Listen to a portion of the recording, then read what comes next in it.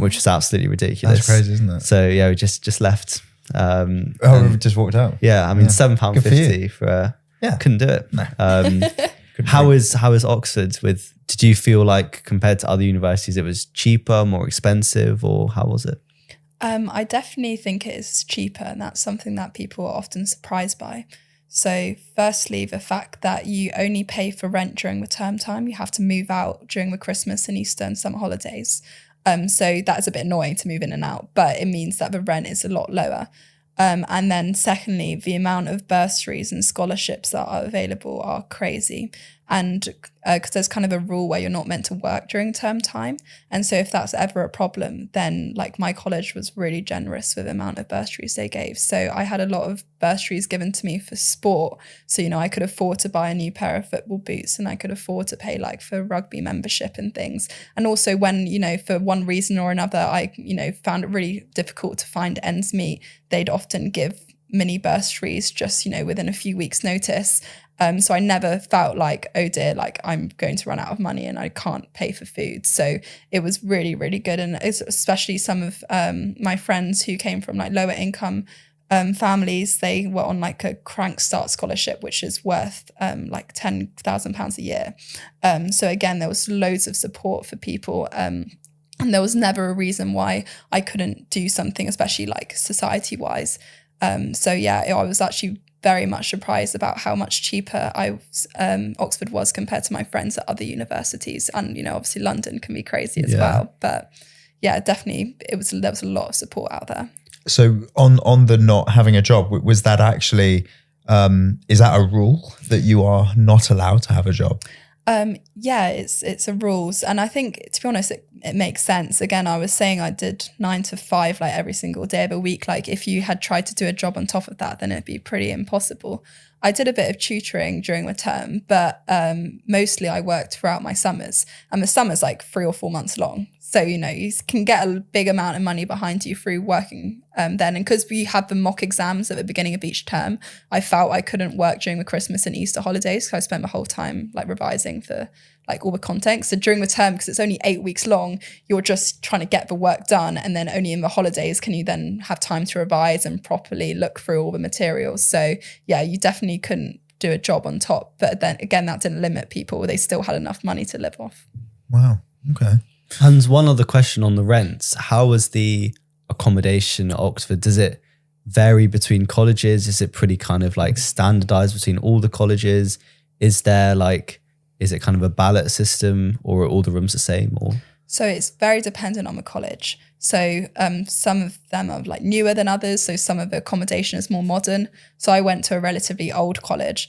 And so it meant that all the rooms were unique. You know, like you'd never have like in other universities where you have like a whole building full of exactly the same rooms. They were all different. And it was banded A to F, with A being the best and F being the worst. And you could choose what band you wanted depending on like what money you were willing to spend.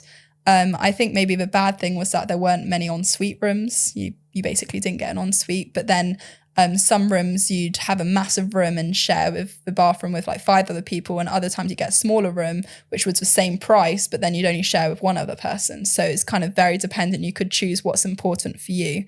And again, so my accommodation, because it's quite old, it's an old building. So, you know, maybe it wasn't like, you know, the walls were quite thin and like things were cracking off sometimes. And, you know, again, because these were built like hundreds of years ago, but then you'd get these amazing views as well. So, you know, kind of all balanced out well. And it did work on a ballot system as well. But again, because everyone was within the same kind of, you know, 100 meters squared of each other, then, you know, maximum your friends were 2 minutes walk away. So it was never really a problem. And the accommodation, again, was generally pretty good. So yeah. And I mean, forgive my ignorance, but is there like a wing for the girls and a wing for the boys, or is it all just everyone in together? Yeah, everyone's in together. Okay. I think there was a female only staircase that you could choose to be a part of as well. But yeah, generally it all mixed. And it was quite weird as well, because in some of so it works on staircases rather than flats, again, like typical Oxford thing. But some of your rooms would be next to the tutor's offices.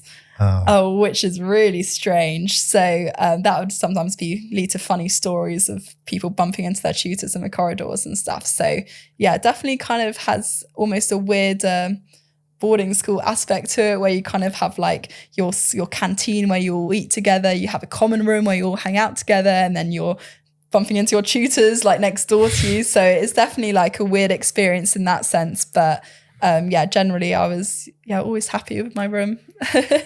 If there was anything you could change like about your university experience, like is there anything that you would do differently if you were to do it again? I think the main thing is not comparing yourself to other people. Again, I kind of talked about it before, where I just felt like I must be so much worse than everyone else. And I spent way too much time thinking about that, especially in first year when you're kind of getting to grips with things. So again, kind of, being sure of yourself, and that, you got given this place for a reason, and that you are smart enough to do it, and that you don't need to spend all your waking time doing your subject in order to be good enough.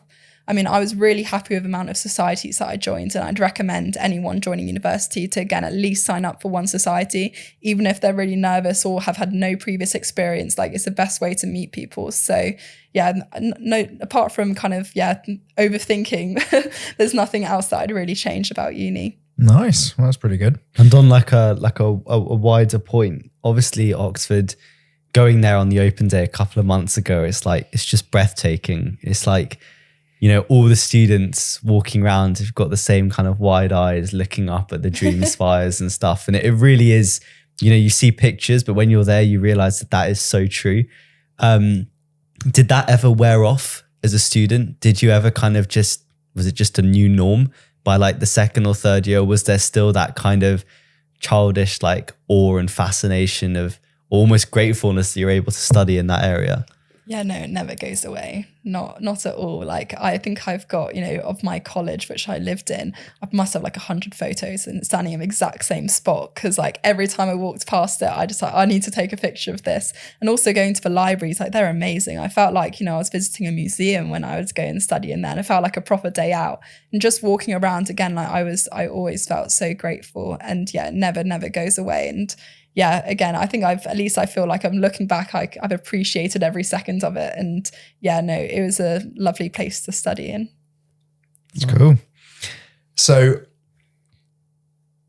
what do you think, and this is like, maybe you could base this answer as well on even friends of yours who maybe studied at completely different universities and things like that, but now you've gone through it and you did 4 years at university. So, I'm hoping you kind of, you know a lot about it, but what do you think a successful university experience looks like?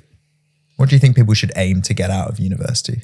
I think it's a really interesting question, and kind of like looping back to what Tane was saying at the beginning about kind of finding more about yourself and what you want, what you like. I think that's the biggest thing that I've taken away from university, about kind of owning the fact that, I really like doing sports, and I really like spending time outside, and I really like spending time with my friends, and kind of getting those values. Because again, I think university gives you a really good few years to kind of evaluate what you want to do next. It's kind of a stepping stone. So it isn't all about getting that first class or whatever, or getting, the best grades, or, getting into the top university, like football club or whatever. It's a lot more like about a well-rounded experience and kind of learning about yourself. So I think, kind of taking that opportunity and trying to squeeze as much out of it as possible is what I'd say is a successful university career. Again, just making the most of everything and grabbing opportunities with both hands. Not taking it for granted. Yeah, kind exactly. of staying in that sort of feeling of like just wonder and joy of it all, and throwing yourself into literally everything. Exactly, yeah.